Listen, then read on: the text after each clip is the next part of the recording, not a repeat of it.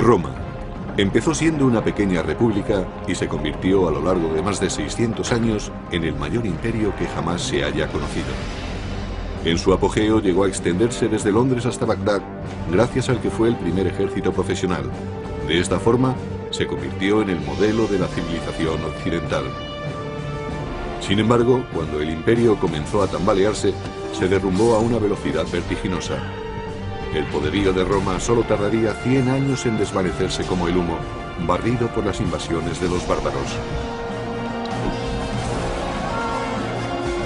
¿Cómo ocurrió algo así? El Imperio Romano, la primera guerra bárbara.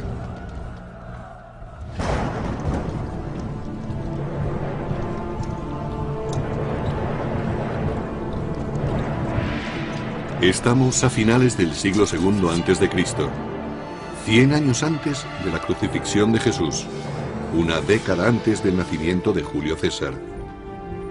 Roma se enfrenta a una transición que cambiará su destino para siempre.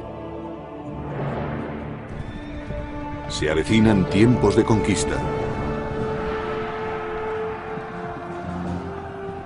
Roma había estado expandiéndose con éxito por tierras extranjeras durante alrededor de 150 años. Había derrotado a Cartago en África, su gran enemigo mediterráneo, y empezaba a extenderse por el norte hasta España, aunque estas conquistas resultaron difíciles de mantener. Pero mientras Roma conquistaba un lugar en el mundo mediante brutales campañas, la República se enfrentaba a un cataclismo que forzaría a los romanos a cambiar el sistema senatorial por la dictadura absoluta de un emperador.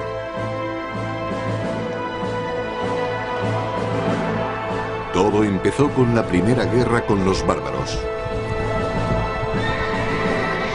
En el año 113 a.C., Roma era dueña absoluta del Mediterráneo, pero junto con los territorios conquistados aparecieron nuevos enemigos.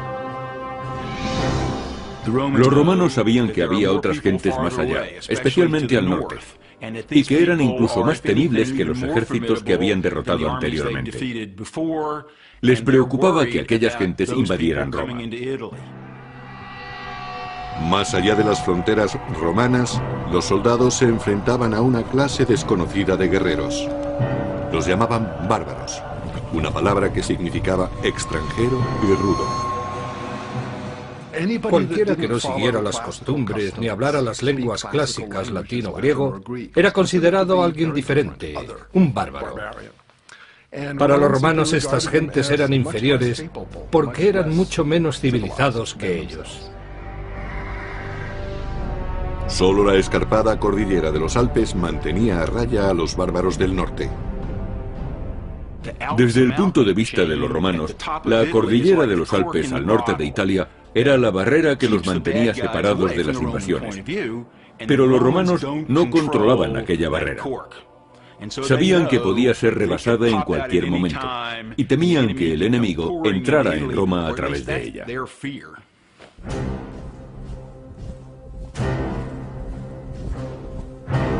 El ejército de Roma hacía guardia contra la amenaza de los bárbaros. Este ejército era una milicia de voluntarios orgullosa de su disciplina, de su entrenamiento y de sus armas. Los soldados romanos de a pie llevaban armadura de metal y cuero, un casco y algo para proteger el pecho. En conjunto, la armadura pesaría entre 25 y 30 kilos, la mitad de su peso corporal. El peso de las conquistas de Roma descansaba sobre los hombros de guerreros endurecidos en combate. Pero en la capital, eran los miembros del gobierno los que recolectaban los beneficios. Roma todavía no era un imperio, sino una república dirigida por el Senado. En la cima política había 2 cónsules electos. Eran los cargos civiles y militares más altos y con mayor poder de Roma. Por encima de todo estaba la dirección del ejército. La seguridad nacional era lo primero. Pero debido a su alta posición, los cónsules ostentaban también un papel muy importante en la política y en la legislación. A pesar de que la República Romana se regía por ideales democráticos, los hombres no nacían iguales. A pesar de que los soldados ganaran numerosas batallas para Roma, jamás podrían aspirar a ser cónsules. El más alto cargo del Estado estaba reservado a familias importantes, como la de Gnaeus Papirius Carbo. Un número muy reducido de familias dominaba las elecciones a cónsul, debido a que en Roma se creía que eran imprescindibles los honores que provenían directamente de personas distinguidas de la sociedad. Al expandirse Roma, los honores dejaron de basarse en el mérito para hacerlo en el dinero. Lo que ocurrió fue que conforme Roma iba conquistando más territorios, más riquezas había en las ciudades del imperio.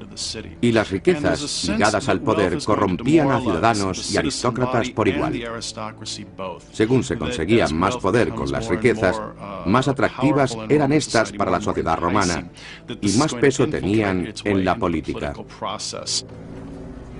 Gracias a su fortuna, Carbo pudo comprarse el puesto de cónsul. El sistema electoral en Roma, a finales de la República, era extremadamente corrupto. Había personas que otorgaban toda clase de prebendas, hacían regalos o simplemente pagaban para conseguir votos. Pero al norte de Europa, una peligrosa tribu desconocida hasta entonces, la de los cimbrios, avanzaba desde sus poblados hacia territorio romano. Sin ningún atisbo de civilización, los cimbrios infundían terror, según relata el antiguo historiador y biógrafo Plutarco. Se creía que eran tribus germánicas, debido a su gran estatura y al color azul claro de los ojos. Además, su nombre, cimbrios, es el término germánico para saqueadores. Conducidas por un gran líder, Boirix, sus hordas dejaban un rastro de destrucción allá por donde pasaban. Eran gentes características de la Edad de Hierro. Todavía hoy no se sabe exactamente qué es lo que buscaban. Quizá quisieran apoderarse de provincias que se habían hecho ricas comerciando con Roma. Es posible que solo buscaran la fortuna de las tierras próximas al Mediterráneo. Los cimbrios no eran los únicos a los que atrajo la creciente riqueza de Roma. Más hacia el sur, otras dos tribus bárbaras se unieron a ellos, los teutones y los ambrones. Los ejércitos bárbaros combinados se dirigieron directamente a territorio romano a través de un paso alpino, solo guardado por los habitantes de Noricum o Nórica.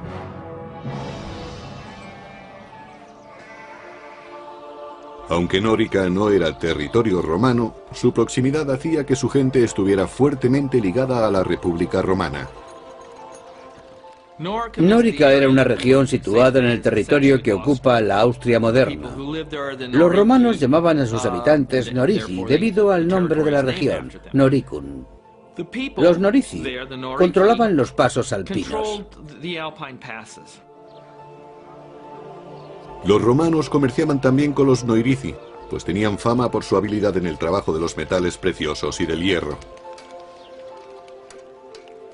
La riqueza de los Norici se basaba fundamentalmente en materias primas tales como oro, plata y sal.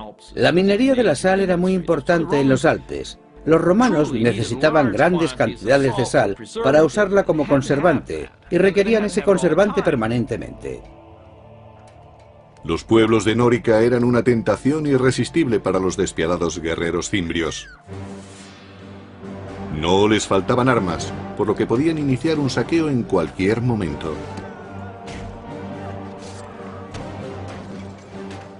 En el segundo y primer siglo antes de Cristo, los cimbrios tenían espadas, lanzas y escudos. Los cascos eran muy raros, pero estaban equipados con un armamento muy efectivo. Pero los bárbaros ansiaban algo más que las riquezas de los habitantes de Nórica. Los bárbaros del norte emigraban para conquistar nuevas tierras. Su objetivo no era simplemente realizar una incursión y marcharse. Querían vivir cerca de Roma. Los artesanos de Nórica no tenían ninguna posibilidad contra los guerreros del norte.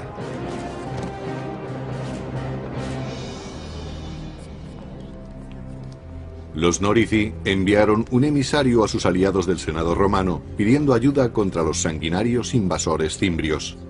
Para ello se dirigieron al aristócrata Carbo, cuyas maniobras políticas habían dado finalmente sus frutos.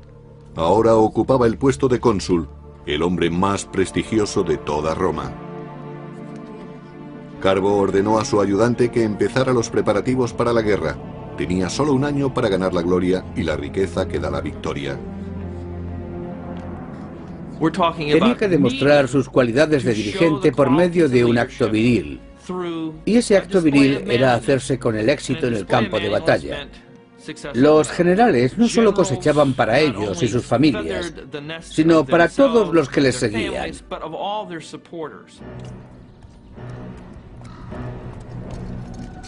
Carbo aceptó el reto y llevó sus tropas a Nórica. A pesar de su total inexperiencia en las artes de la guerra, estaba ansioso por demostrar que era algo más que un acaudalado senador. Llegó a Nórica apoyado por los soldados del ejército romano. Tras un siglo de victorias, estos soldados tenían plena confianza en sí mismos. Los cimbrios se defendieron diciendo que no sabían que no podían estar en aquel territorio y les mandaron embajadores. Los bárbaros no habían visto nunca una fuerza tan bien equipada y disciplinada. Su caudillo, Boirix, le dijo a Carbo que su gente solo quería regresar a su hogar pacíficamente, y Carbo estuvo de acuerdo en que se marcharan. Pero hay poca gloria en una tregua, y el general romano preparó un plan para conseguir la victoria que tanto necesitaba. Carbo simuló que iba a negociar, pero envió sus tropas por un atajo para atacar a los cimbrios antes de que regresaran los embajadores. Esperaba así conseguir el triunfo. Pero su plan fracasó. El cónsul romano Carbo consiguió engañar a los cimbrios, pero fue precisamente ese engaño lo que le trajo la desgracia. Algunos embajadores cimbrios lograron sobrevivir y denunciaron la traición de Roma al regresar a su campamento. Furiosos, los bárbaros juraron que no cejarían hasta cobrarse una sangrienta venganza.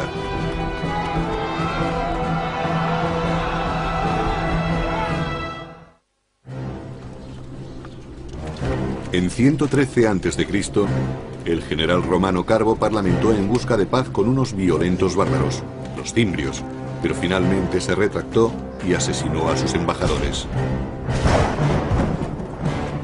Su traición despertó la ira de los bárbaros, quienes daban un gran valor a la palabra dada. Jurando vengar a sus camaradas caídos, los cimbrios devolvieron el golpe con súbita furia. Así lo escribió el biógrafo clásico Plutarco. Su valor y osadía no tenían parangón. Se lanzaron a la batalla con la velocidad del rayo. Nada podía detenerles.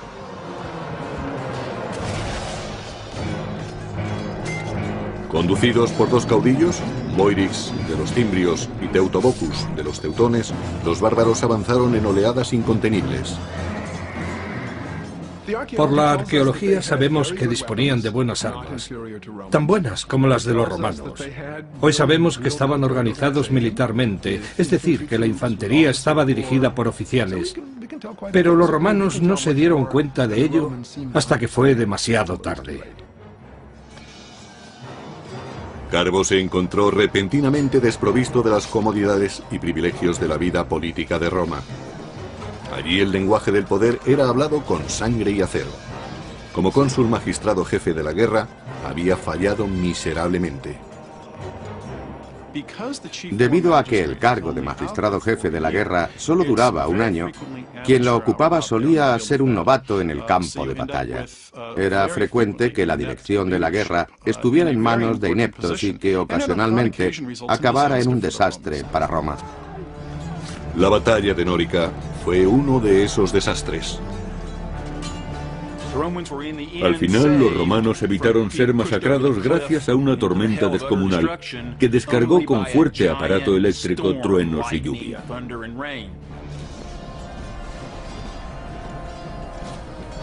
Derribado de su caballo, Carbo trató de huir de aquel caos de muerte. Pero escapó de la batalla solo para suicidarse, pues había caído en desgracia ante Roma y ante los ojos de los dioses. Los dioses salvaron a los romanos, pero solo después de que un gran número de ellos hubiera muerto. Dedujeron que los dioses estaban descontentos con el comportamiento de Roma. A pesar de lo ocurrido, los romanos siguieron creyendo que solo los aristócratas podían conducirlos a la victoria. Los romanos creían que lo antiguo era lo bueno y que lo nuevo era peligroso. Por eso los políticos y líderes preferían personas procedentes de una familia con un amplio historial. A lo largo de la década siguiente, una serie de nobles más arrogantes que capaces dirigieron los ejércitos para proteger la provincia que Roma tenía en las Galias. Se enfrentaron a los bárbaros en Tolosa, Burdigalia y finalmente en Aurasio, ciudades que hoy en día conocemos como Toulouse, Burdeos y Orange. En cada combate, los bárbaros derrotaron completamente a las legiones romanas. Los romanos tenían su propia manera de combatir. En la película Gladiator se muestra una representación perfecta de cuando Roma combatía. Preparaban durante horas el orden de combate y luego se lanzaban al ataque. En contraste, el contraataque de los bárbaros era impredecible y devastador para las filas romanas. Si un soldado de una fila caía abatido, el que estaba detrás de él ocupaba su puesto. Los soldados veían la muerte muy de cerca.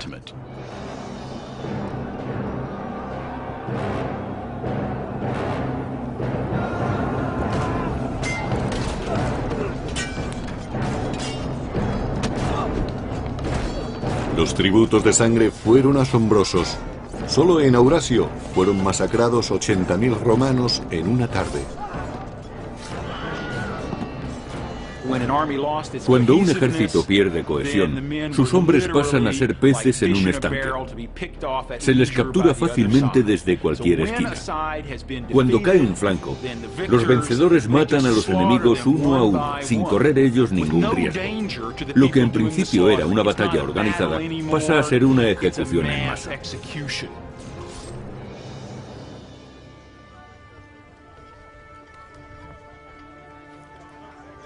En el año 105 a.C., los cimbrios y sus aliados deseaban algo más que la sangre y el botín de Roma. Algunos miembros del clan habían ido allí a echar raíces. Eran agricultores y comerciaban con sus productos. Vivían en pequeños poblados. Cultivaban trigo, cebada, centeno, avena y mijo, una amplia variedad de cereales. También cultivaban lentejas, garbanzos y habas. El ganado era extremadamente importante. Criaban cerdos, cabras y corderos. La nueva situación alarmaba a los romanos. Para ellos, la amenaza no eran solo los guerreros bárbaros, sino también sus mujeres. La presencia de las mujeres indicaba a los romanos que los invasores habían llegado para asentarse.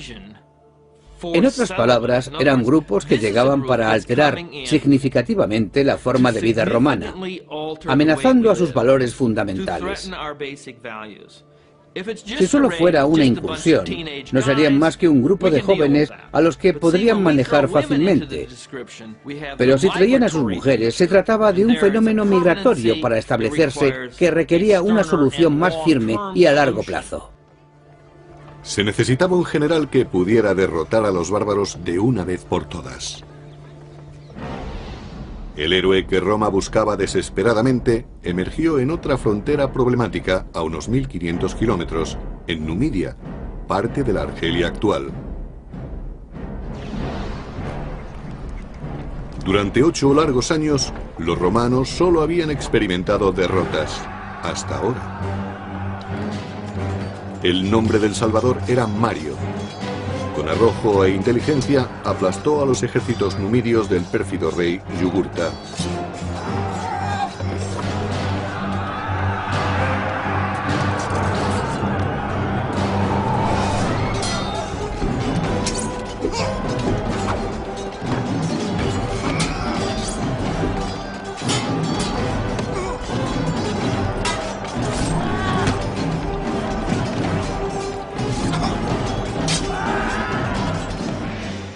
Roma necesitaba grandes soldados, y Mario era el mejor que había tenido.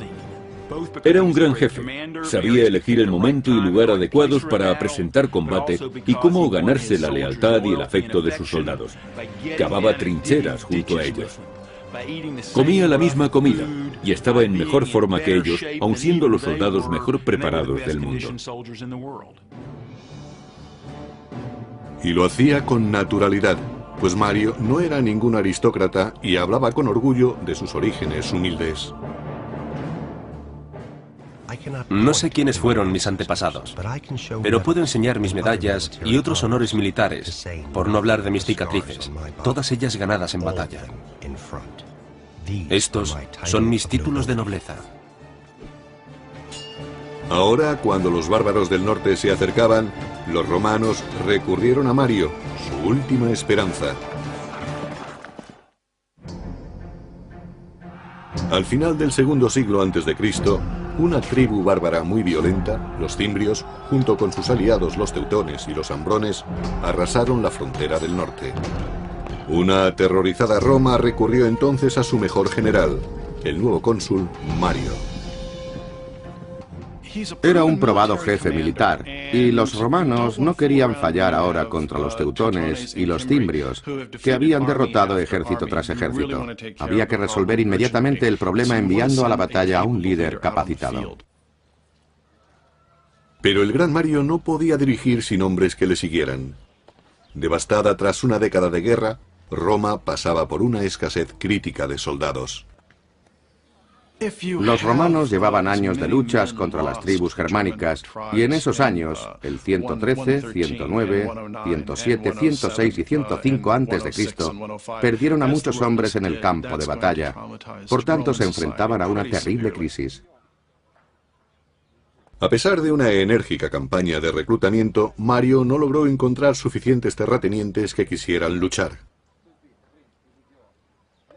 Para ingresar en el ejército romano en la Alta República había que tener propiedades, recursos, y eso causaba problemas al ejército romano a la hora de conseguir un número suficiente de soldados.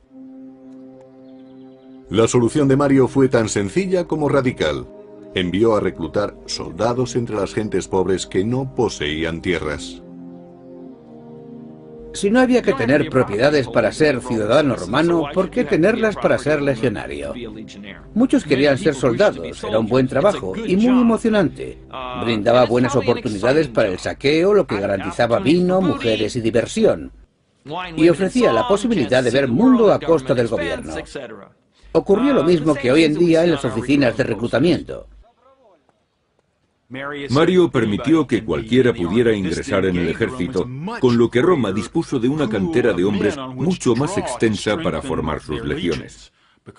En la sociedad romana convivían muchísimos más pobres que gente de clase media. La vieja guardia medía a los reclutas por sus ganancias. Mario eligió a los suyos por su aptitud para el combate. Si podían enfrentarse a un legionario, podrían enfrentarse a los bárbaros. Al extender la búsqueda de legionarios a todo el proletariado, se consiguió inmediatamente que el soldado corriente dependiera aún más del éxito del jefe. Se suponía que el general debía mantener a los soldados que trabajaran bajo sus órdenes y ser generoso con ellos. Atraídos por la promesa de ganar riquezas, surgió una nueva clase de soldados romanos. Mario prometió darles todas las armas y formación que necesitaran. Os enseñaré a derrotar al enemigo, a no temer más que a la desgracia, a dormir en el suelo y a luchar con el estómago vacío. En el año 104 a.C., Mario se dirigió con su ejército a las Galias para enfrentarse a los cimbrios. Por suerte para los romanos, los bárbaros eligieron ese preciso momento para abandonar las Galias e invadir Hispania. Aquel error táctico dio a Mario un tiempo precioso. Mario formó un nuevo ejército partiendo de la nada y consiguió que sus soldados se endurecieran y se desvivieran por su ejército. Mario introdujo muchas innovaciones en el ejército. Entre otras cosas, distinguió cada legión con un águila de plata como estandarte. También entrenó a sus hombres para que llevaran su equipo. Así se desplazaban más rápidamente. Pero a veces iban tan cargados que decían de sí mismos que eran las mulas de Mario. Por tanto, no necesitaban animales de carga para llevar a su ejército al combate. Ellos mismos hacían de mulas. Aquello les hacía más efectivos, más flexibles. Fue precisamente esa flexibilidad de las legiones lo que hizo que triunfaran las reformas de Mario, además de la estandarización del equipo. Bien equipados y unificados en espíritu, los soldados de Mario estaban listos para luchar, pero aún no habían sido probados en combate. Pasaron 2 años sin que aparecieran los bárbaros, pero seguían inspirando temor. Los romanos ignoraron los antiguos límites del mandato consular y reeligieron cónsul a Mario como magistrado jefe de la guerra. Para resolver parte del problema de la amenaza del norte, le dieron a Mario un mando extraordinario en los años 104, 103, 102, 101 y 100 para que siguiera siendo cónsul. Lo reeligieron una vez tras otra. Finalmente, la amenaza fantasma se hizo real en el año 102 a.C. Los cimbrios, teutones y ambrones partieron del norte y del oeste en dirección hacia Roma. Mario construyó una fortaleza cerca de Aurasio y envió otro destacamento para proteger Nórica. Sobre todo, debían proteger los accesos alpinos a Roma. Al cabo de unas semanas, la mitad de la horda de teutones y ambrones rodeaban el fuerte de Mario. Una visión terrible, según Plutarco. Sus tropas parecían infinitas. Su visión era espantosa. Su forma de hablar y sus gritos no se parecían a nada que hubieran oído antes. Sin embargo, Mario obligó a sus soldados a fijarse en ellos y a aprender. Mario era un militar brillante. Conocía la vida, la forma de pensar y la psicología de los soldados. Mario hizo que la República Romana confiara en que podían derrotar a los bárbaros más fieros del mundo. La fortaleza se mantuvo, y aunque los teutones y los ambrones no pudieron pasar, una fuerza de 150.000 hombres se dirigió hacia el sur en busca de otro paso entre los montes. Los romanos le siguieron a la distancia, sin prisas, esperando el momento y el lugar oportuno. Mario eligió el campo de batalla perfecto desde donde lanzaría el poderío de su poco convencional ejército.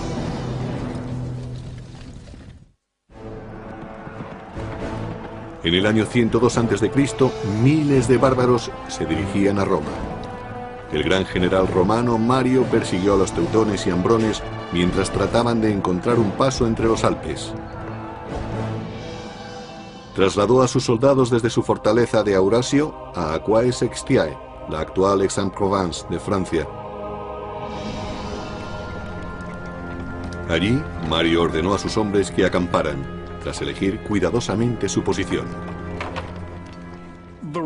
El campamento romano era una pieza singular de su maquinaria militar.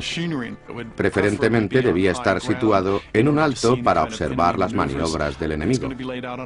Tenía forma de cuadrícula y estaba rodeado de un foso profundo con un terraplén que conducía directamente a él, conocido como Ager.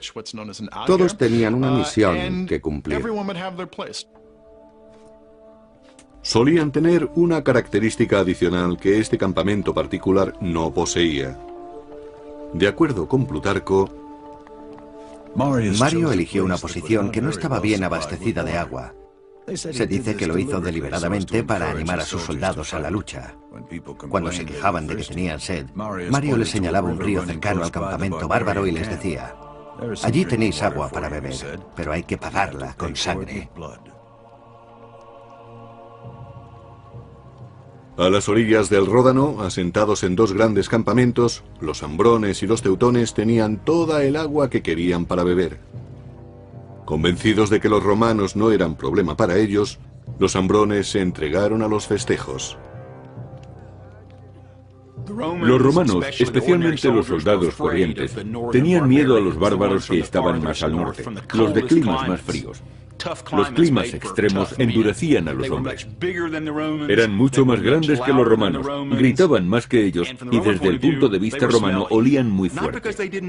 No porque no se bañaran, que probablemente lo hacían más que los romanos, sino porque se rociaban con grasa de oso. Los romanos utilizaban aceite de oliva.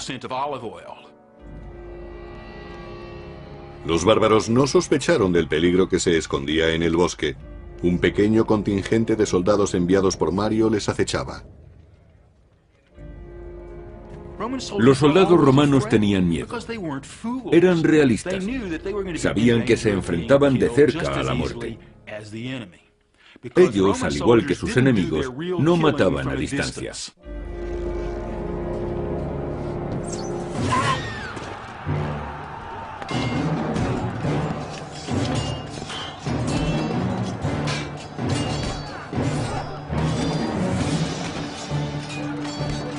Las mulas de Mario se lanzaron al ataque, pero los bárbaros acudieron rápidamente en masa para contraatacar. Cuando la derrota parecía cernirse sobre los romanos, Mario mandó refuerzos. Los romanos empujaron a los ambrones hacia su campamento, donde la batalla tomó un extraño rumbo. Así lo explicaba Plutarco. Aparecieron mujeres armadas con espadas y hachas, profiriendo los gritos más horribles. Se lanzaron al combate, y aunque sus cuerpos resultaran acuchillados, seguían luchando hasta el final con un espíritu inquebrantable. Las mujeres bárbaras siempre iban al campo de batalla. Algunas veces, en vez de luchar, empujaban los carros detrás de los hombres. Para impedir que se retiraran, los bloqueaban. Las mujeres tenían tal sentido del honor y de la libertad que creían que era mejor morir luchando que escapar.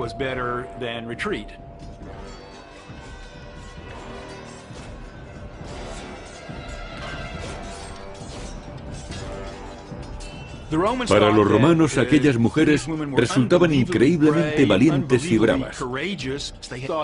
Creían que los bárbaros aceptaban los mayores riesgos al traer a sus familias al campo de batalla. Lo arriesgaban todo a una jugada. Su lema era vencer o morir, y eso incluye a todos, hombres, mujeres, niños y recién nacidos. Pero los romanos también tenían algo que proteger, su tierra y su honor.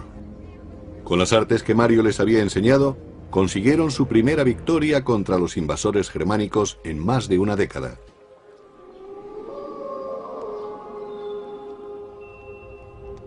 En su campamento, Mario se preparaba para el ataque de represalia que sin duda lanzaría Teutobochus, rey de los teutones. En Aquae Sextiae se enfrentó a una situación táctica realmente difícil. Como de costumbre, el enemigo era muy superior a los romanos.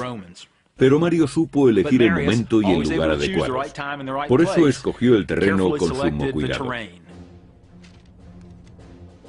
Mario dispuso una trampa con Claudio Marcelo, un capitán de su confianza. Marcelo y otros 3000 hombres entraron en los bosques por detrás del campamento teutón y se mantuvieron allí escondidos hasta que empezó el combate. Según Plutarco, los bárbaros cargaron colina arriba contra el campamento romano tal y como había previsto Mario, y allí se encontraron con una muralla de espadas. El mismo Mario peleó en primera fila, poniendo en práctica las órdenes que daba a sus soldados. Estaba tan bien entrenado como el que más, pero su osadía sobrepasaba a la de cualquiera. Esta batalla era la prueba de fuego para las tácticas de Mario. Había conseguido que sus soldados fueran lo suficientemente fuertes para permanecer en pie con toda su armadura y seguir en su puesto manteniendo la disciplina, incluso cuando el enemigo atacaba con fiereza. A continuación, se lanzaban contra ellos con sus espadas a modo de cuña móvil que caía de la colina despedazando las tropas enemigas. Cuando Mario y sus hombres forzaron a retirarse a los bárbaros, Marcelo y sus cohortes salieron del bosque. Peleando juntos hicieron que se desvaneciera cualquier esperanza de retirada del rey Teotobocus y sus guerreros. El número de bajas era incalculable. Los romanos masacraron más de 100.000 teutones. El resto pasaron a ser esclavos, botín de guerra que haría ricos a las mulas de Mario y a sus ayudantes. Se preocupaba no solo de sus soldados, sino también era muy generoso con los romanos de todas las clases sociales. Mario, al monopolizar el poder desde las alturas, se convirtió en un ejemplo a seguir, incluso para la clase senatorial. Animados por la fiebre bárbara, los romanos eligieron de nuevo a Mario para el puesto más importante de Roma. Sería cónsul durante un quinto periodo, algo que no tenía precedentes. Tenían tanto miedo de que los bárbaros cruzaran los pasos de los Alpes no controlados por los romanos y que destruyeran y saquearan Roma, que la política fue dejada a un lado. Pero Roma no estaba a salvo aún. Mario había derrotado solo la mitad de las hordas bárbaras. Los cimbrios, los más temibles, todavía acampaban por su cuenta. Mientras Mario estaba en Roma, los cimbrios rebasaron las fortificaciones en Nórica. El enemigo había traspasado al fin las fronteras de Roma y cabalgaba por la llanura del Po. Pero solo un hombre tenía el valor y la inteligencia necesarias para resolver esta nueva crisis, el cónsul Mario. En el año 102 a.C., las mulas de Mario masacraron la violenta tribu de los teutones en el sur de las Galias, destruyendo la mitad de la fuerza bárbara. Pero entonces la tribu de los cimbrios cruzó los Alpes austríacos. Desde Roma, Mario se dirigió rápidamente a la llanura del Po, jurando eliminar a los bárbaros para siempre. Cuando Mario llegó al campamento romano, los cimbrios mandaron un mensajero. No querían atacarles, sino presentar una demanda. Los cimbrios dijeron a Mario que no querían pelea. Estaban allí porque deseaban tierras, como las que había recibido su tribu vecina al otro lado de los montes de Francia. Al parecer, los cimbrios no sabían nada de la derrota de sus camaradas teutones. Entonces Mario, con una sonrisa sarcástica, les dijo: no tenéis que preocuparos. Vuestros hermanos ya tienen sus tierras, y estamos deseosos de daros las mismas tierras a vosotros. Con eso quería decir que les darían una fosa. Incrédulos, los cimbrios pidieron pruebas. Así lo explicaba Plutarco. Mario, fingiendo solemnidad, les dijo: vuestro amigo está aquí, no os vayáis sin saludarlo. Y ordenó que Teutobocus, rey de los teutones, fuese llevado ante él cargado de cadenas. Mario no firmó ningún tratado con los cimbrios y su enviado se marchó jurando vengar a su aliado vencido. A pesar de la reciente victoria de Mario contra los bárbaros, los romanos seguían en franca inferioridad numérica frente a los guerreros del norte. Con una batalla en perspectiva, el gran general ordenó sacrificar un animal. Los romanos siempre hacían un sacrificio antes de entrar en combate, para saber si los dioses estaban de acuerdo con su plan bélico. Eso no garantizaba la victoria, pero les daba esperanzas. Los romanos creían seriamente en los presagios. La fe de los romanos era su escudo frente a la abrumadora superioridad del enemigo. Al término del siguiente día se produciría un sacrificio de sangre y esa sangre estaría en manos de los dioses. Mario examinó las entrañas del carnero buscando un signo y encontró que los cielos le favorecían.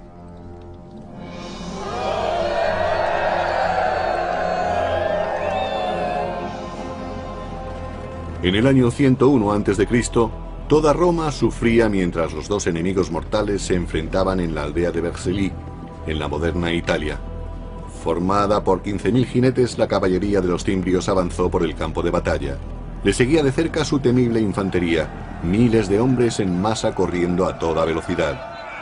Cuando los romanos establecieron su línea de combate, Mario hizo una última petición a los dioses. Así lo explicaba Plutarco. Mario lavó sus manos y las alzó al cielo, jurando ofrecer un sacrificio de 100 bestias si conseguía hacerse con la victoria. En conjunto, los romanos contaban con algo más de 50.000 hombres para enfrentarse al doble de cimbrios. Eran la pesadilla de los romanos, pero Mario supo burlar al enemigo. Situó sus tropas de forma que el sol saliera por detrás de sus soldados, para que cuando estuviera en el cenit, se reflejara en las armaduras y éstas proyectaran destellos. Los bárbaros creyeron que el cielo estallaba en llamas y que los dioses estaban ayudando a sus enemigos. Notando la súbita ansiedad de los cimbrios, los romanos atacaron.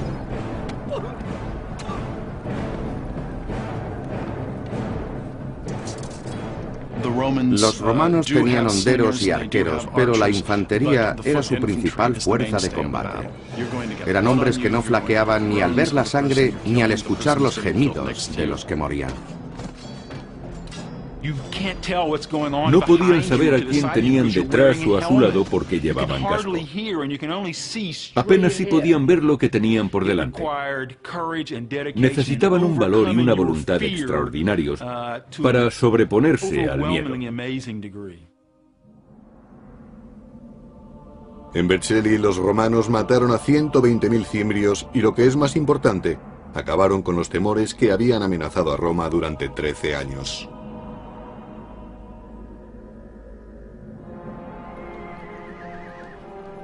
Tras la guerra, Mario volvió a Roma convertido en héroe. La multitud lo ensalzó como salvador de la República. A pesar de la vieja ley que no permitía ser cónsul 2 veces consecutivas, fue aclamado nuevamente para el puesto.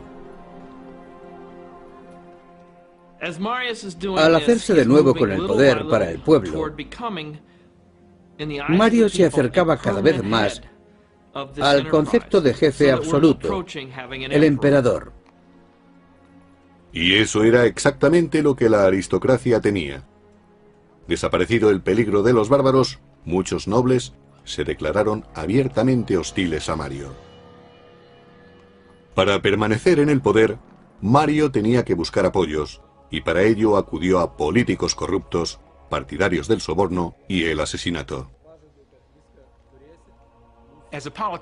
Desgraciadamente, Mario no supo elegir bien a sus aliados. En el terreno político, Mario no era decisivo, ni tenía la perspicacia que había tenido en combate con las lanzas y las espadas.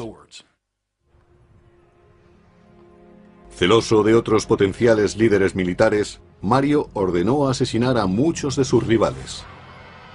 Bajo el mandato de Mario, la violencia se impuso al debate a la hora de dilucidar diferencias políticas. El general había salvado a Roma, solo para recortar el poder de la República. Sin embargo, Mario nunca perdió el afecto popular. En el año 86 a.C., poco antes de su muerte, le volvieron a elegir para un extraordinario 7º mandato consular. Dejó un legado de poder en manos de los militares y un legado de apoyo popular para el hombre que ostentara ese poder. Supuso un punto de inflexión que cambiaría el equilibrio de poder. En lugar de controlar el sistema consular entre varias familias, lo haría un único jefe militar.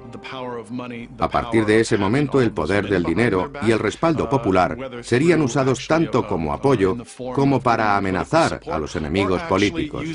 Y eso, al final, acabó convirtiéndose en un problema para la gobernabilidad de Roma. Cuando el imperio comenzaba a deslizarse lentamente hacia la dictadura, Roma entraría en un periodo de injusticia política y en una guerra de la que jamás se libraría. Amenazando a sus valores fundamentales. Si solo fuera una incursión, no serían más que un grupo de jóvenes a los que podrían manejar fácilmente. Pero si traían a sus mujeres, se trataba de un fenómeno migratorio para establecerse que requería una solución más firme y a largo plazo. Se necesitaba un general que pudiera derrotar a los bárbaros de una vez por todas. El héroe que Roma buscaba desesperadamente emergió en otra frontera problemática a unos 1500 kilómetros, en Numidia, parte de la Argelia actual. Durante 8 largos años, los romanos solo habían experimentado derrotas, hasta ahora. El nombre del Salvador era Mario. Con arrojo e inteligencia, aplastó a los ejércitos numidios del pérfido rey Yugurta.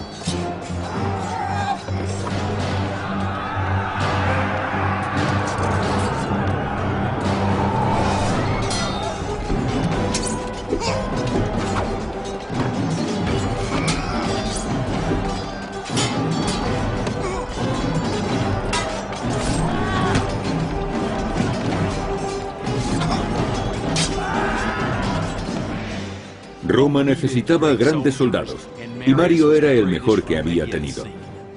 Era un gran jefe, sabía elegir el momento y lugar adecuados para presentar combate y cómo ganarse la lealtad y el afecto de sus soldados. Cavaba trincheras junto a ellos. Comía la misma comida y estaba en mejor forma que ellos, aun siendo los soldados mejor preparados del mundo. Y lo hacía con naturalidad, pues Mario no era ningún aristócrata y hablaba con orgullo de sus orígenes humildes. No sé quiénes fueron mis antepasados, pero puedo enseñar mis medallas y otros honores militares, por no hablar de mis cicatrices, todas ellas ganadas en batalla. Estos son mis títulos de nobleza. Ahora, cuando los bárbaros del norte se acercaban, los romanos recurrieron a Mario, su última esperanza. Al final del segundo siglo a.C., una tribu bárbara muy violenta, los cimbrios, junto con sus aliados los teutones y los ambrones, arrasaron la frontera del norte. Una aterrorizada Roma recurrió entonces a su mejor general, el nuevo cónsul Mario. Era un probado jefe militar, y los romanos no querían fallar ahora contra los teutones y los cimbrios, que habían derrotado ejército tras ejército. Había que resolver inmediatamente el problema enviando a la batalla a un líder capacitado. Busca de paz con unos violentos bárbaros, los cimbrios, pero finalmente se retractó y asesinó a sus embajadores. Su traición despertó la ira de los bárbaros, quienes daban un gran valor a la palabra dada. Jurando vengar a sus camaradas caídos, los cimbrios devolvieron el golpe con súbita furia. Así lo escribió el biógrafo clásico Plutarco. Su valor y osadía no tenían parangón. Se lanzaron a la batalla con la velocidad del rayo. Nada podía detenerles.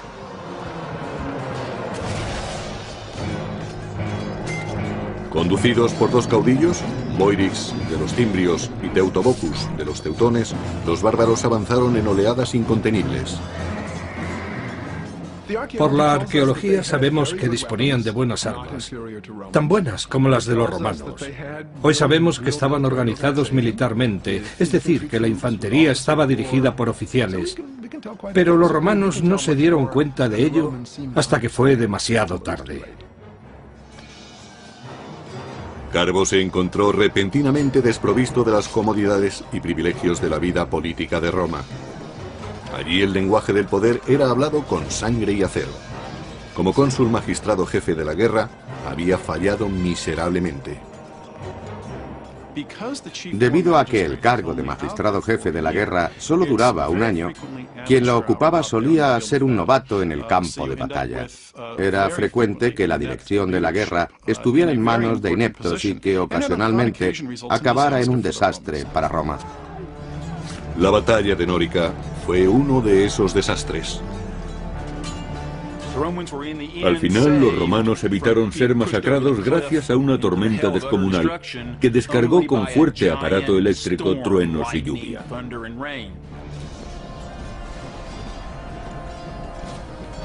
Derribado de su caballo, Carbo trató de huir de aquel caos de muerte. Pero escapó de la batalla solo para suicidarse, pues había caído en desgracia ante Roma y ante los ojos de los dioses. Los dioses salvaron a los romanos, pero solo después de que un gran número de ellos hubiera muerto. Dedujeron que los dioses estaban descontentos con el comportamiento de Roma. A pesar de lo ocurrido, los romanos siguieron creyendo que solo los aristócratas podían conducirlos a la victoria.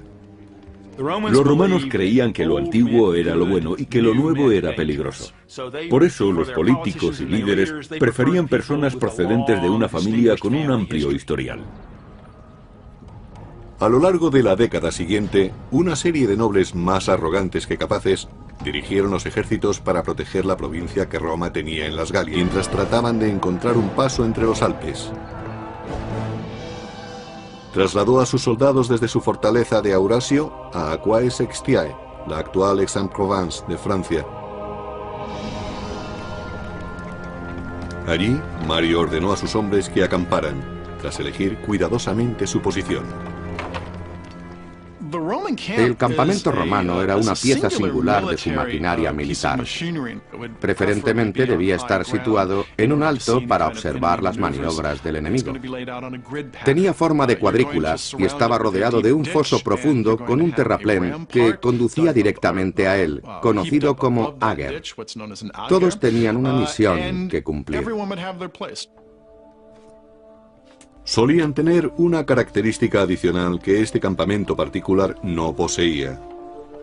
De acuerdo con Plutarco, Mario eligió una posición que no estaba bien abastecida de agua. Se dice que lo hizo deliberadamente para animar a sus soldados a la lucha. Cuando se quejaban de que tenían sed, Mario les señalaba un río cercano al campamento bárbaro y les decía: allí tenéis agua para beber, pero hay que pagarla con sangre. A las orillas del Ródano, asentados en dos grandes campamentos, los ambrones y los teutones tenían toda el agua que querían para beber. Convencidos de que los romanos no eran problema para ellos, los ambrones se entregaron a los festejos. Los romanos, especialmente los soldados corrientes, tenían miedo a los bárbaros que estaban más al norte, los de climas más fríos. Los climas extremos endurecían a los hombres. Eran mucho más grandes que los romanos, gritaban más que ellos y desde el punto de vista romano olían muy fuerte. No porque no se bañaran, que probablemente lo hacían más que los romanos, sino porque se rociaban con grasa de oso. Los romanos utilizaban aceite de oliva. Los bárbaros no sospecharon del peligro que se escondía en el bosque. Un pequeño contingente de soldados enviados por Mario les acechaba. Los soldados romanos tenían miedo. Eran realistas. Sabían que se enfrentaban de cerca a la muerte.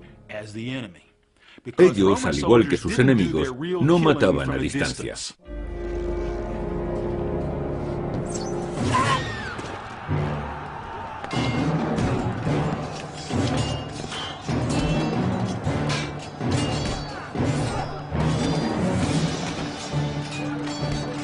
Las mulas de Mario se lanzaron al ataque, pero los bárbaros acudieron rápidamente en masa para contraatacar. Cuando la derrota parecía cernirse sobre los romanos, Era un probado jefe militar, y los romanos no querían fallar ahora contra los teutones y los cimbrios, que habían derrotado ejército tras ejército. Había que resolver inmediatamente el problema enviando a la batalla a un líder capacitado. pero el gran Mario no podía dirigir sin hombres que le siguieran. Devastada tras una década de guerra, Roma pasaba por una escasez crítica de soldados. Los romanos llevaban años de luchas contra las tribus germánicas, y en esos años, el 113, 109, 107, 106 y 105 a.C., perdieron a muchos hombres en el campo de batalla. Por tanto, se enfrentaban a una terrible crisis. A pesar de una enérgica campaña de reclutamiento, Mario no logró encontrar suficientes terratenientes que quisieran luchar. Para ingresar en el ejército romano en la Alta República había que tener propiedades, recursos, y eso causaba problemas al ejército romano a la hora de conseguir un número suficiente de soldados. La solución de Mario fue tan sencilla como radical. Envió a reclutar soldados entre las gentes pobres que no poseían tierras. Si no había que tener propiedades para ser ciudadano romano, ¿por qué tenerlas para ser legionario? Muchos querían ser soldados, era un buen trabajo y muy emocionante. Brindaba buenas oportunidades para el saqueo, lo que garantizaba vino, mujeres y diversión. Y ofrecía la posibilidad de ver mundo a costa del gobierno. Ocurrió lo mismo que hoy en día en las oficinas de reclutamiento. Mario permitió que cualquiera pudiera ingresar en el ejército, con lo que Roma dispuso de una cantera de hombres mucho más extensa para formar sus legiones. En la sociedad romana convivían muchísimos más pobres que gente de clase media. La vieja guardia medía a los reclutas por sus ganancias. Mario eligió a los suyos por su aptitud para el combate. Si podían enfrentarse a un legionario, podrían enfrentarse a los bárbaros. Al extender la búsqueda de legionarios a todo el proletariado, se consiguió inmediatamente que el soldado corriente dependiera aún más del éxito del jefe. Se suponía que el general debía mantener a los soldados que trabajaran bajo sus órdenes y ser generoso con ellos. Atraídos por la promesa de ganar riquezas, surgió una nueva clase de soldados romanos. Mario prometió darles todas las armas y formación que necesitaran. Os enseñaré a derrotar al enemigo, a no temer más que a la desgracia, a dormir en el suelo y a luchar con el estómago vacío. En el año 104 a.C., Mario se dirigió cónsul magistrado jefe de la guerra, había fallado miserablemente. Debido a que el cargo de magistrado jefe de la guerra solo duraba un año, quien lo ocupaba solía ser un novato en el campo de batalla. Era frecuente que la dirección de la guerra estuviera en manos de ineptos y que ocasionalmente acabara en un desastre para Roma. La batalla de Nórica fue uno de esos desastres.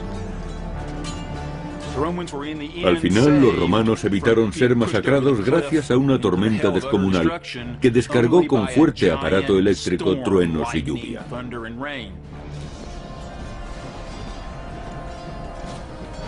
Derribado de su caballo, Carbo trató de huir de aquel caos de muerte. Pero escapó de la batalla solo para suicidarse, pues había caído en desgracia ante Roma y ante los ojos de los dioses. Los dioses salvaron a los romanos, pero solo después de que un gran número de ellos hubiera muerto. Dedujeron que los dioses estaban descontentos con el comportamiento de Roma. A pesar de lo ocurrido, los romanos siguieron creyendo que solo los aristócratas podían conducirlos a la victoria. Los romanos creían que lo antiguo era lo bueno y que lo nuevo era peligroso. Por eso los políticos y líderes preferían personas procedentes de una familia con un amplio historial. A lo largo de la década siguiente, una serie de nobles más arrogantes que capaces dirigieron los ejércitos para proteger la provincia que Roma tenía en las Galias. Se enfrentaron a los bárbaros en Tolosa, Burdigalia y finalmente en Aurasio, ciudades que hoy en día conocemos como Toulouse, Burdeos y Orange.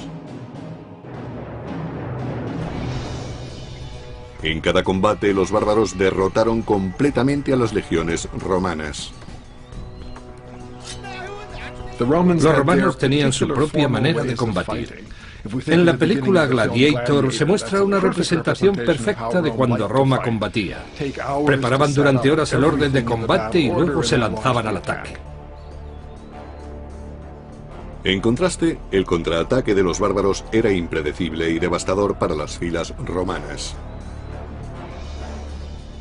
Si un soldado de una fila caía abatido, el que estaba detrás de él ocupaba su puesto.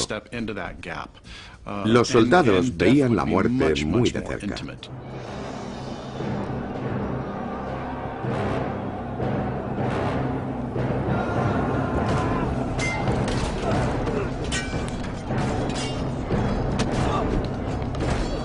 Los tributos de sangre fueron asombrosos. Solo en Aurasio fueron masacrados 80.000 romanos en una tarde. Pero debido a su alta posición, los cónsules ostentaban también un papel muy importante en la política y en la legislación. A pesar de que la República Romana se regía por ideales democráticos, los hombres no nacían iguales.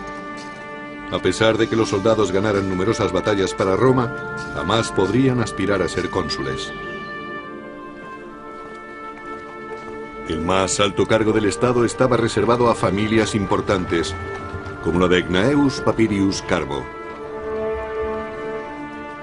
Un número muy reducido de familias dominaba las elecciones a cónsul, debido a que en Roma se creía que eran imprescindibles los honores que provenían directamente de personas distinguidas de la sociedad. Al expandirse Roma, los honores dejaron de basarse en el mérito para hacerlo en el dinero. Lo que ocurrió fue que conforme Roma iba conquistando más territorios, más riquezas había en las ciudades del imperio. Y las riquezas, ligadas al poder, corrompían a ciudadanos y aristócratas por igual. Según se conseguía más poder con las riquezas, más atractivas eran estas para la sociedad romana y más peso tenían en la política. Gracias a su fortuna, Carbo pudo comprarse el puesto de cónsul. El sistema electoral en Roma, a finales de la República, era extremadamente corrupto. Había personas que otorgaban toda clase de prebendas, hacían regalos o simplemente pagaban para conseguir votos. Pero al norte de Europa, una peligrosa tribu desconocida hasta entonces, la de los cimbrios, avanzaba desde sus poblados hacia territorio romano. Sin ningún atisbo de civilización, los cimbrios infundían terror, según relata el antiguo historiador y biógrafo Plutarco. Se creía que eran tribus germánicas, debido a su gran estatura y al color azul claro de los ojos. Además, su nombre, cimbrios, es el término germánico para saqueadores. Conducidas por un gran líder, Boirix, sus hordas dejaban un rastro de destrucción allá por donde pasaban. Eran gentes características de la Edad de Hierro. Todavía hoy no se sabe exactamente qué es lo que buscaban. Quizá quisieran apoderarse de provincias que se habían hecho ricas comerciando con Roma. Es posible que solo buscaran la fortuna de las tierras próximas al Mediterráneo. Los cimbrios no eran los únicos a los que atrajo el Imperio Romano, la primera guerra bárbara.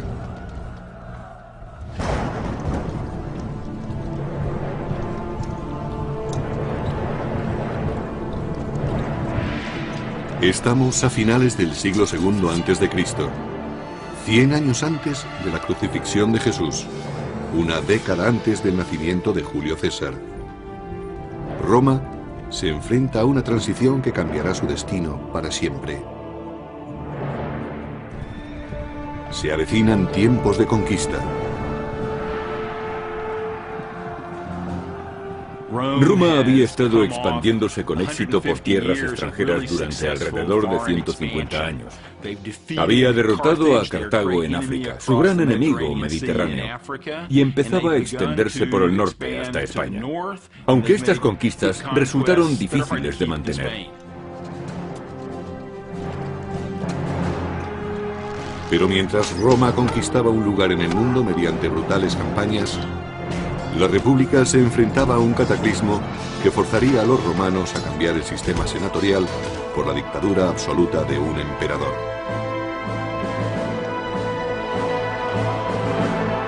Todo empezó con la primera guerra con los bárbaros. En el año 113 a.C., Roma era dueña absoluta del Mediterráneo, pero junto con los territorios conquistados aparecieron nuevos enemigos. Los romanos sabían que había otras gentes más allá, especialmente al norte, y que eran incluso más temibles que los ejércitos que habían derrotado anteriormente. Les preocupaba que aquellas gentes invadieran Roma. Más allá de las fronteras romanas, los soldados se enfrentaban a una clase desconocida de guerreros. Los llamaban bárbaros, una palabra que significaba extranjero y rudo. Cualquiera que no siguiera las costumbres ni hablara las lenguas clásicas latino o griego era considerado alguien diferente, un bárbaro. Para los romanos estas gentes eran inferiores porque eran mucho menos civilizados que ellos. Solo la escarpada cordillera de los Alpes mantenía a raya a los bárbaros del norte. Desde el punto de vista de los romanos, la cordillera de los Alpes al norte de Italia era la barrera que los mantenía separados de las invasiones. Pero los romanos no controlaban aquella barrera. Sabían que podía ser rebasada en cualquier momento y temían que el enemigo entrara en Roma a través de ella.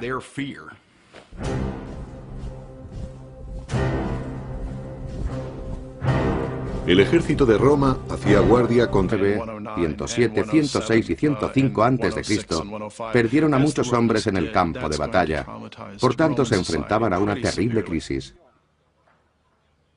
A pesar de una enérgica campaña de reclutamiento, Mario no logró encontrar suficientes terratenientes que quisieran luchar.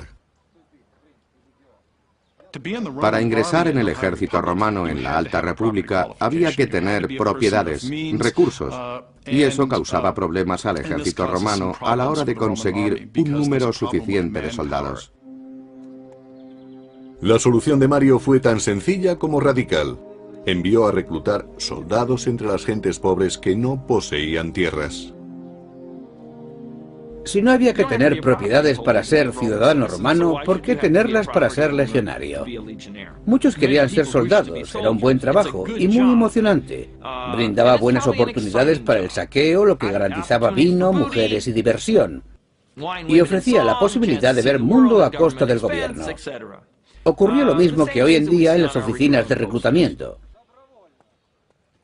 Mario permitió que cualquiera pudiera ingresar en el ejército, con lo que Roma dispuso de una cantera de hombres mucho más extensa para formar sus legiones. En la sociedad romana convivían muchísimos más pobres que gente de clase media. La vieja guardia medía a los reclutas por sus ganancias. Mario eligió a los suyos por su aptitud para el combate. Si podían enfrentarse a un legionario, podrían enfrentarse a los bárbaros. Al extender la búsqueda de legionarios a todo el proletariado, se consiguió inmediatamente que el soldado corriente dependiera aún más del éxito del jefe. Se suponía que el general debía mantener a los soldados que trabajaran bajo sus órdenes y ser generoso con ellos. Atraídos por la promesa de ganar riquezas, surgió una nueva clase de soldados romanos. Mario prometió darles todas las armas y formación que necesitaran. Os enseñaré a derrotar al enemigo, a no temer más que a la desgracia, a dormir en el suelo y a luchar con el estómago vacío. En el año 104 a.C., Mario se dirigió con su ejército a las Galias para enfrentarse a los cimbrios. Por suerte para los romanos, los bárbaros eligieron ese preciso momento para abandonar las Galias e invadir Hispania. Aquel error táctico dio a Mario un tiempo precioso.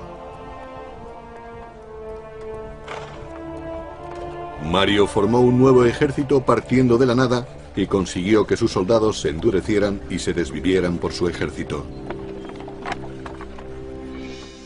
Mario introdujo muchas innovaciones en el ejército. Entre otras cosas, en vez de luchar, empujaban los carros detrás de los hombres. Para impedir que se retiraran, los bloqueaban. Las mujeres tenían tal sentido del honor y de la libertad que creían que era mejor morir luchando que escapar.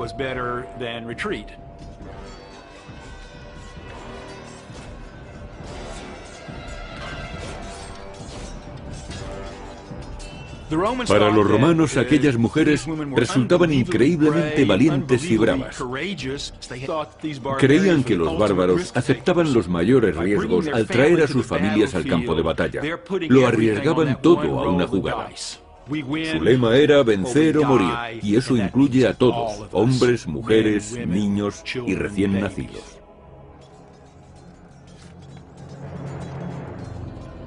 Pero los romanos también tenían algo que proteger, su tierra y su honor. Con las artes que Mario les había enseñado, consiguieron su primera victoria contra los invasores germánicos en más de una década.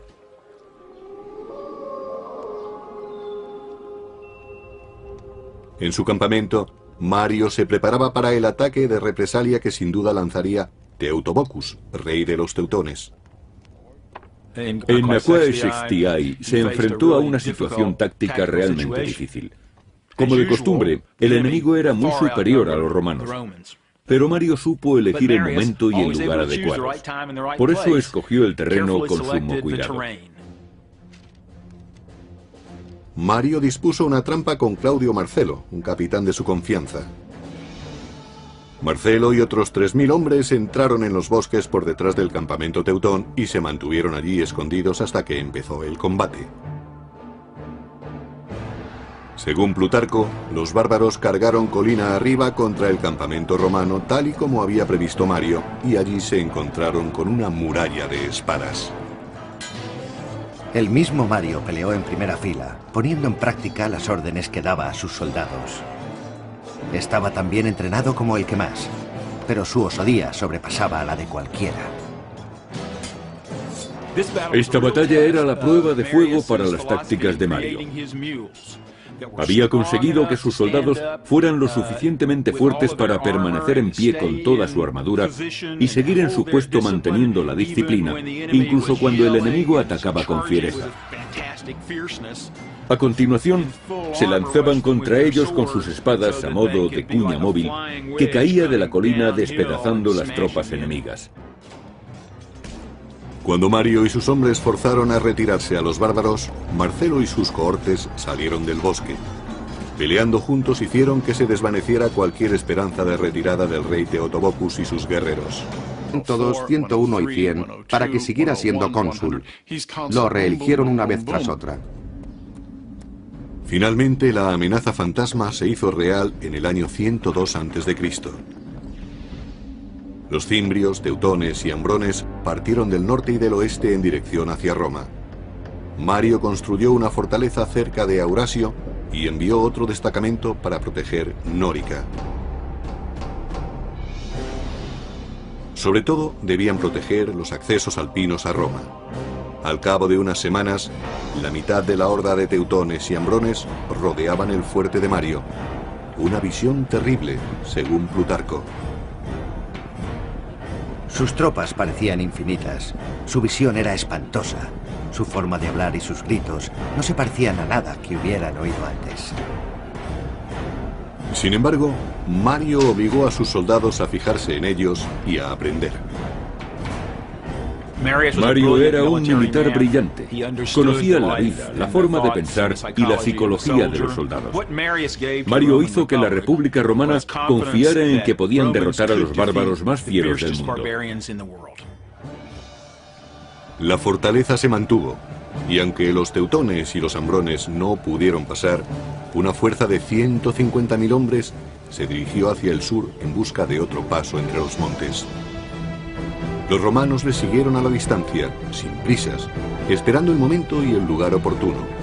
Mario eligió el campo de batalla perfecto desde donde lanzaría el poderío de su poco convencional ejército.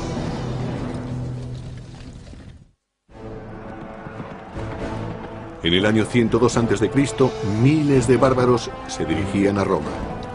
El gran general romano Mario persiguió a los teutones y ambrones mientras trataban de encontrar un paso entre los Alpes.